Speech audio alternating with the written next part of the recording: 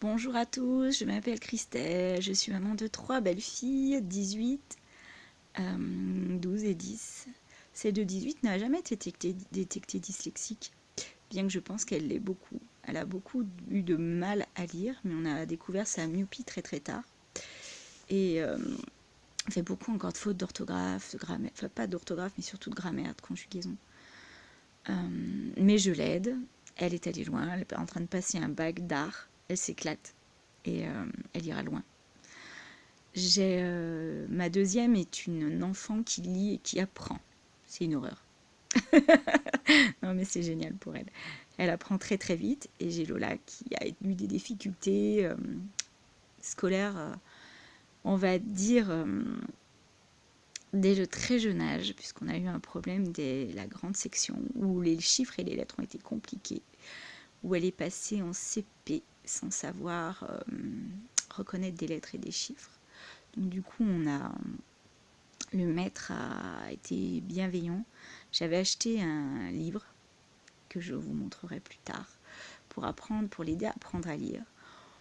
Lui, il s'est basé un peu sur le b.a.-ba et les maths surtout, pour lui apprendre les chiffres.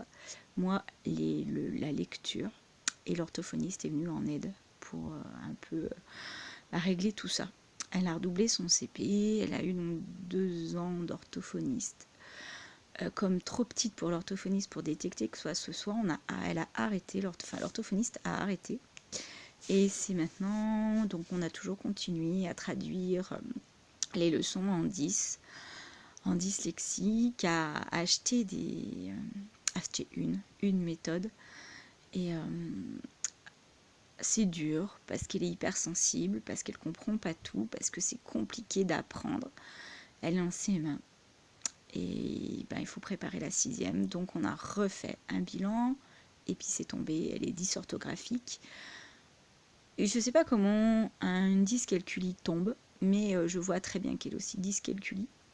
Ce qui m'a fait prendre conscience de mon problème à moi. C'est marrant, hein, j'ai 44 ans. Et j'ai compris que j'étais moi aussi dysorthographique et dyscalculie. Mais j'ai eu la merveilleuse chance d'avoir un magnifique prof en CM1 qui s'appelait Monsieur Laurent et qui nous a appris l'orthographe, la grammaire, la conjugaison par des comptines, par des signes mémotechniques très faciles. Et donc j'ai pu continuer les maths, le français.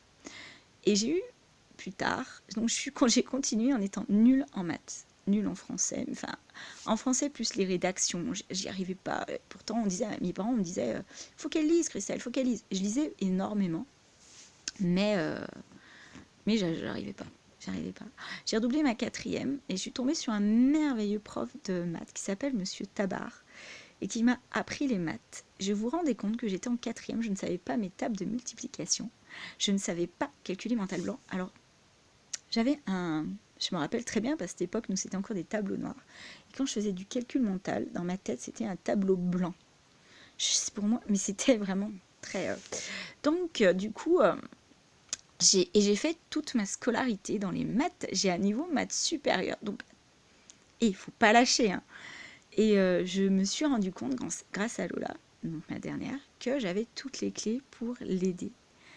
Et donc, j'aimerais vous faire partager toutes ces clés que j'ai. Et j'élève mes enfants en éducation positive. Donc à la maison, on n'a pas le droit de dire tu n'y arriveras pas, tu es dyslexique, tu es dysorthographique, tu es dyscalculique. Non, on n'a pas le droit à la maison. À la maison, on part du principe où tu y arriveras, même si tu n'as pas compris ta leçon, même si ce chemin ne va pas, même si cette clé ne te va pas, on va en trouver une autre clé. Et cette clé, tu vas la prendre, tu vas la garder en toi. Et tu vas arriver loin, bien plus loin que ceux qui y arrivent comme ça. Parce que ceux-là, le jour où il faudra vraiment qu'ils apprennent, ils ne sauront pas qu'ils peuvent prendre plein de chemins pour y arriver. Ils vont croire qu'il n'y a qu'une seule méthode pour arriver à quelque part, quelque chose. Alors qu'il y a plein de méthodes pour y arriver. Et c'est des enfants qui iront loin. Moi, j'ai confiance en cette nouvelle génération.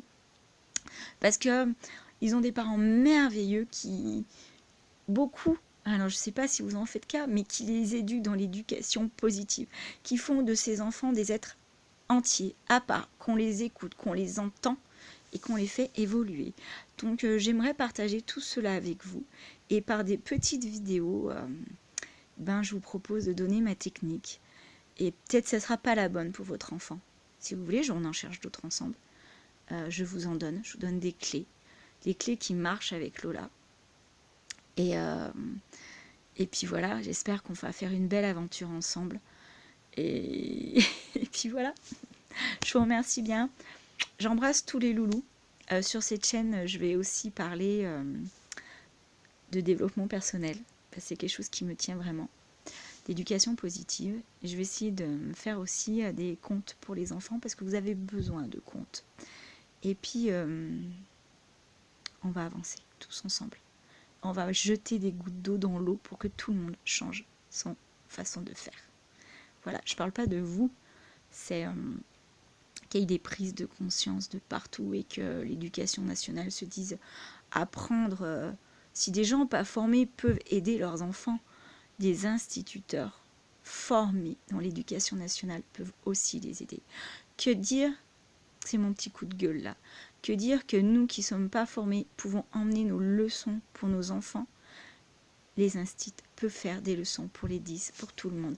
Et une leçon faite en dyslexie sera une aide pour nos enfants et un trésor pour les autres, parce qu'ils y arriveront autant.